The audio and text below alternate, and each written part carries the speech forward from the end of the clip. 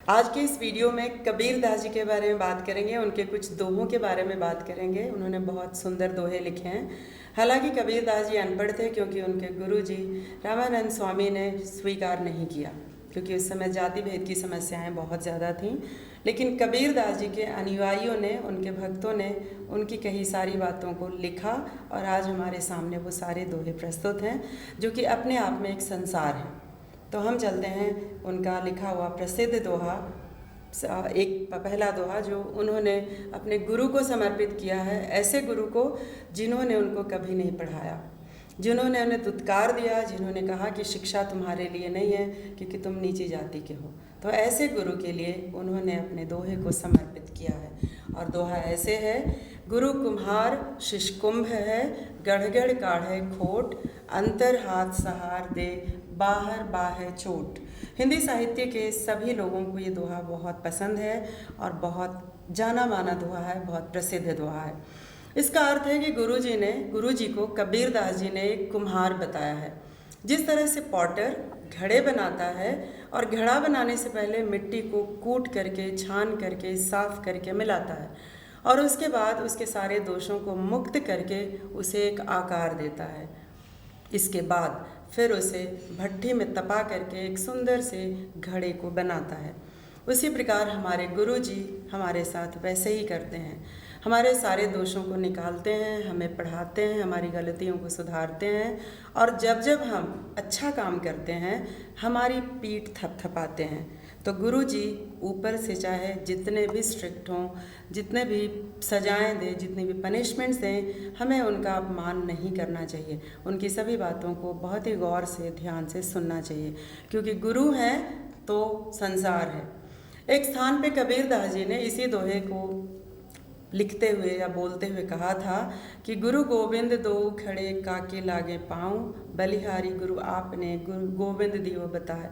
तो आप समझ सकते हैं कि गुरु के लिए कबीर दास जी के मन में कितनी श्रद्धा, कितनी भक्ति और कितनी तन्मयता से लगन है, क्योंकि उन्होंने कहा है कि एक वक्त अगर ऐसा आए जब भगवान और गुरु दोनों एक साथ खड़े हैं और तब उन्हें समझ में ना आए कि वो किसकी प्रार्थना, किसके पद छुएं, तब उन्होंने ये निर्णय लिया कि वो सबसे पहले गुरु जी की चरण वंदना करेंगे, क्योंकि गुरु ने ही उनको बताया कि ईश्वर कौन है, ईश्वर कैसे रहते हैं, ईश्वर की उपासना कैसे करनी चाहिए। तो ईश्वर से भी श्रेष्ठ हमारे गुरु हैं।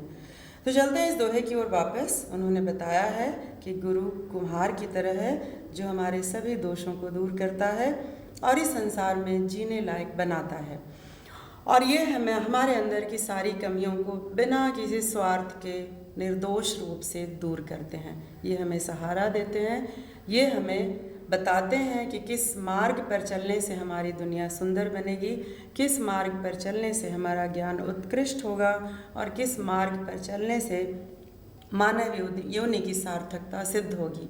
तो हम सबको यही शिक्षा मिलती है इस दोहे से कि हमें सदा गुरु का आदर करना चाहिए।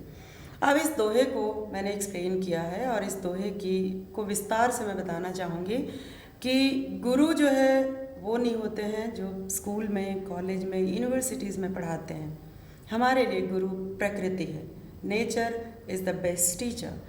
प्रकृति हमें सिखाती है कि अप्स एंड डाउन्स, सुबह और शाम जीवन के अटूट अंग हैं, और उन सब के साथ तुलना करके, उन सब के साथ मिलजुल करके जीना ही जीवन का असली नाम है।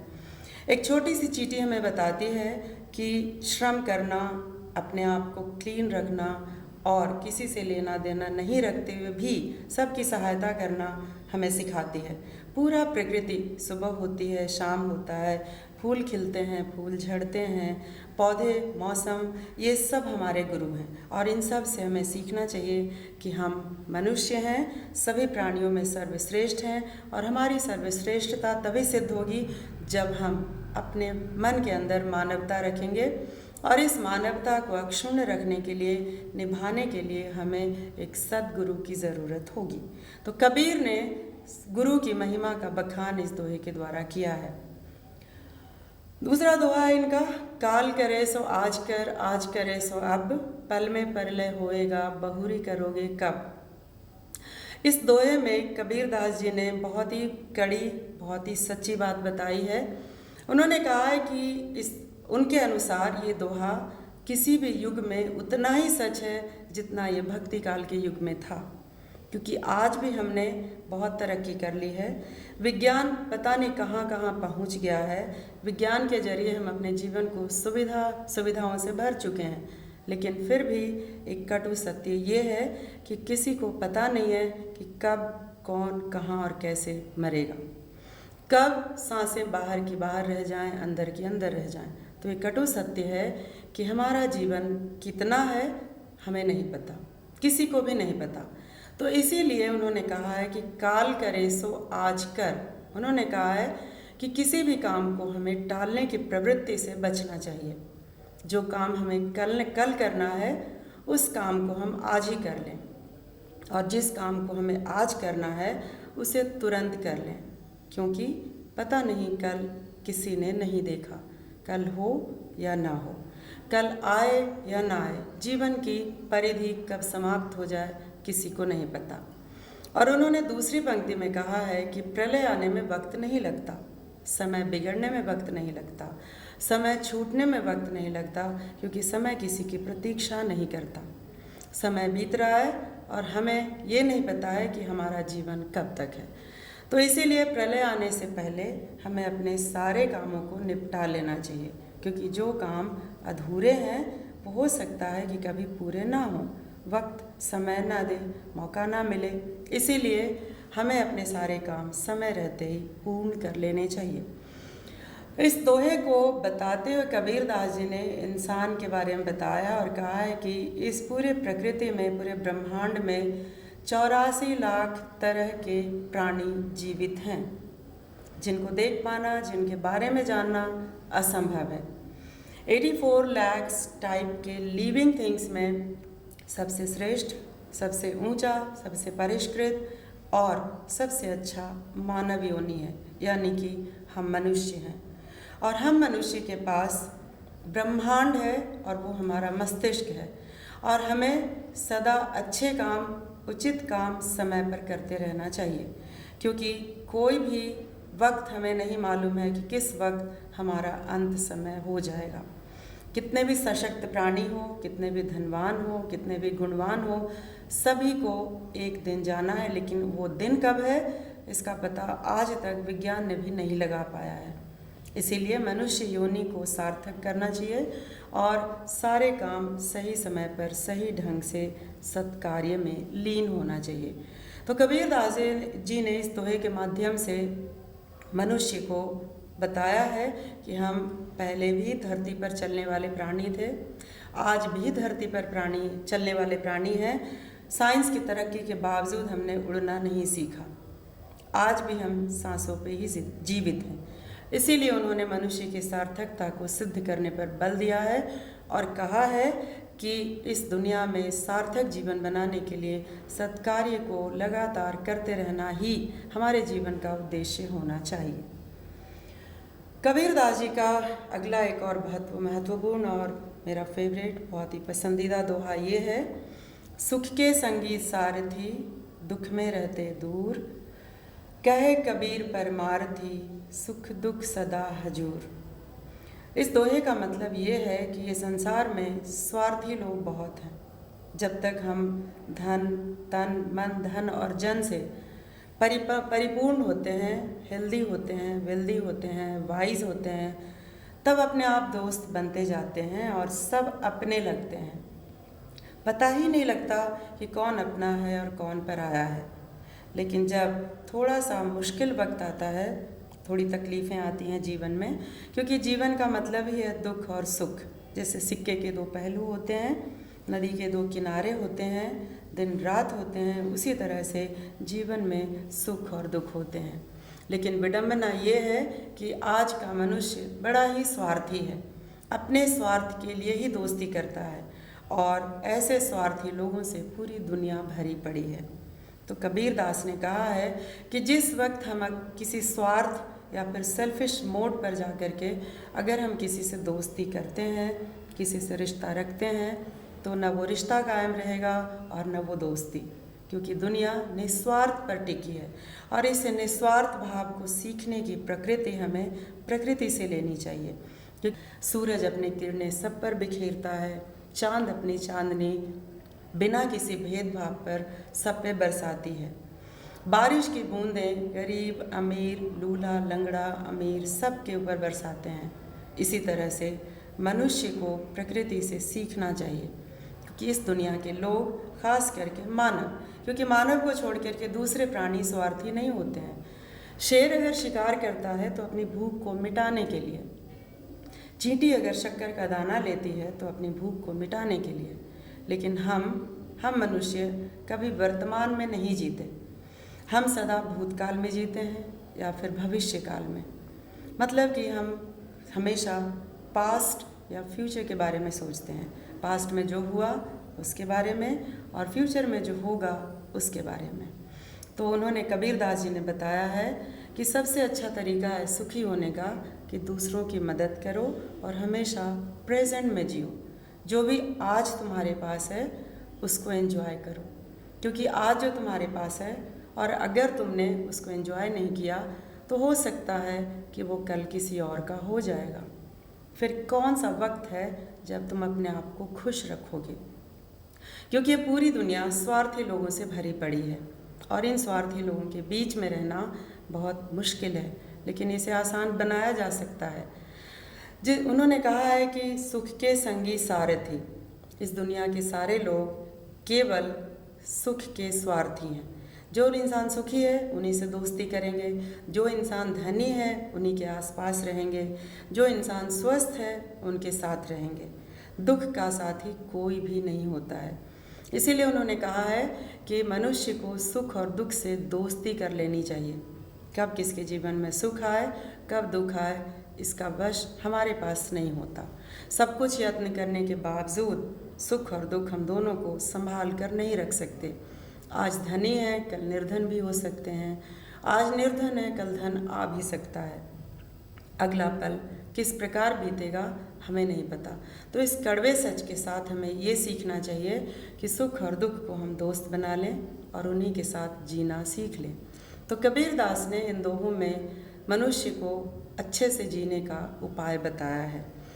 इसके साथ ही मैं आपके साथ एक कहानी शेयर करना चाहूँगी, और वो कहानी है गुरु और शिष्य की, कि कैसे गुरु और प्रकृति हमारे जीवन को और बेहतर बनाते हैं। एक बार दयानंद सरस्वती जो है कहीं जा रहे थे और उनको किसी ने बोला कि उस जंगल के रास्ते मत जाइए, वहाँ पर अंगुलीमाल डाकू रहता है। तो ये कहानी कई लोगों के बीच शेयर की जा चुकी है, जैसे गौतम बुद्ध के बारे में बोला जाता है, दयानंद सरस्वती के बारे में बोला जाता है, बड़े बड़े लोगों के बारे में बोला जाता है। लेकिन अब हम बात करते हैं दयानंद सरस्वती या गौतम बुद्ध, जो भी हैं, गौतम बुद्ध की बात ले लेते हैं। गौतम बुद्ध गए, उनको मना किया गया कि इस जंगल के रास्ते न जाए, यहाँ पे अंगुलीमाल डाकू है और वो किसी सबको मार देता है। तो गौतम बुद्ध ने कहा कि मारने और जिलाने का हक इंसान के पास नहीं है, वो प्रकृति के पास है, ईश्वर के पास है, और जब तक उनकी इच्छा नहीं होगी किसी का कोई बाल भी बांका नहीं कर सकता। और वो चले गए जंगल के रास्ते, और वहाँ जाने के बाद से अंगुलीमाल डाकू उनको मिला। उसने रोका, गौतम बुद्ध मुस्कुरा रहे थे। तो पहले उनका मुस्कुराना देख करके, गौतम बुद्ध का मुस्कुराना देख करके अंगुलीमाल डाकू थोड़ा सा डर गया। डर इसलिए गया कि सब मुझसे डरते हैं और ये इंसान मुझे देख करके, मेरे विकराल रूप को देख करके डर क्यों नहीं रहा है। और जब डर नहीं रहा है तो ये कोई आसान साधारण प्राणी नहीं है, क्योंकि अंगुलीमाल डाकू सारी उंगलियों को काट के माला पहनता था, क्योंकि उसको काउंटिंग नहीं आती थी।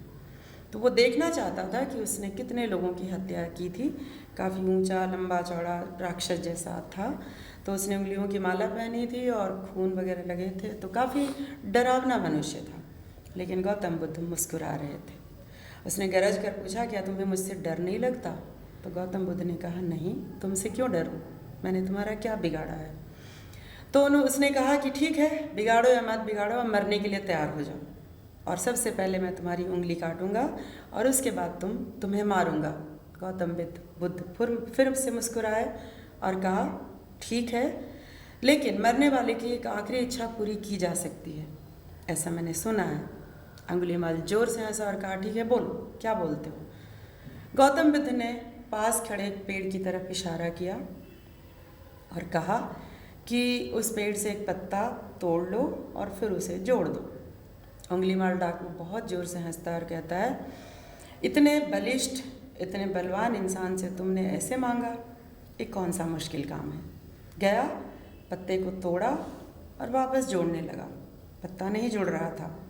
पेड़ से पत्ता टूट तो सकता है, पर जुड़ना आसान नहीं, बिल्कुल नामुमकिन है। पत्ता जुड़ ही नहीं रहा था। बहुत गुस्सा आया उसे और बार बार पत्ते को जोड़ने की कोशिश की। पत्ता नहीं जुड़ा पेड़ से और आखिर उसने पत्ते को मसल कर फेंक दिया और बहुत चिढ़ गया। इसके बाद उसे लगा कि पता नहीं क्या बात है, मैं ऐसा क्यों नहीं कर पाया? पत्ते को तोड़ तो लिया, जोड़ क्यों नहीं पाया? तो क्या मैं शक्तिशाली नहीं हूँ? तो क्या मैं कमज़ोर हूँ? और वो गौतम बुद्ध से कहा कि आप कौन हैं? इतना बलवान इंसान एक पत्ता नहीं जोड़ सका, क्या मैं कमज़ोर हूँ? तब गौतम बुद्ध ने उन्हें समझाया कि मारने का अधिकार तुम्हारा नहीं है, क्योंकि तुम किसी को ज़िंदा नहीं कर सकते हो। और तब गौतम बुद्ध के चरणों में वो गिर पड़ा और कहा कि आज से मैं आपको अपना गुरु मानता हूँ। तो ये है गुरु की महिमा।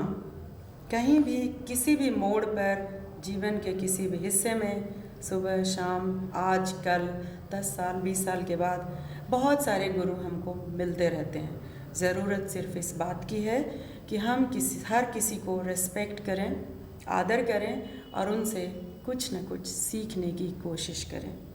गुरु सिर्फ वो नहीं है जो लेक्चरर हैं, प्रोफेसर हैं, टीचर हैं, सिर्फ वो नहीं है।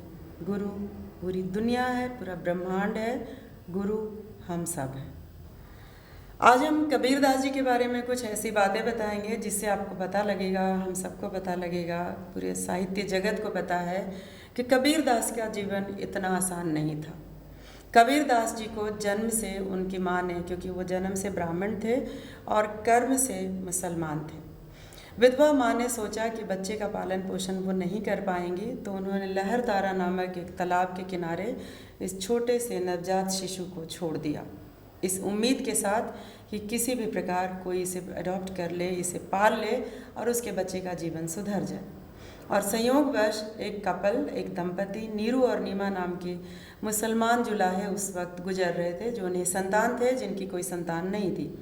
उन्होंने देखा एक नवजात शिशु रो रहा है, उसके माथे पर तिलक है और हाथ और पैरों में काला धागा है, जिससे उनको ये समझ में आ गया कि ये लड़का हिंदू परिवार से है। लेकिन फिर भी उन्होंने उन्हें पाला, पोसा, बड़ा किया। इसके बाद कबीर थोड़े से बड़े हुए और उन्होंने गुरु की तलाश की, रामानंद स्वामी से प्रार्थना की, लेकिन रामानंद स्वामी ने उनको सिरे से नकार दिया और कहा कि बच्चा, पढ़ाई लिखाई तुम्हारे लिए नहीं है, क्योंकि तुम नीची जाति से हो। पढ़ाई लिखाई सिर्फ और सिर्फ बड़े लोगों के लिए, ब्राह्मण के लिए है, क्योंकि उस वक्त हमारा हिंदू समाज, खास करके भारत समाज, 4 भागों में बटा था। जातियाँ 4 भागों में थी। सबसे प्रथम स्थान पे थे ब्राह्मण, इसके बाद थे वैश्य, इसके बाद थे क्षत्रिय और इसके बाद थे शूद्र। और शूद्र जाति में कबीरदास जी आते थे, इसीलिए उनको पढ़ाई लिखाई मिली नहीं।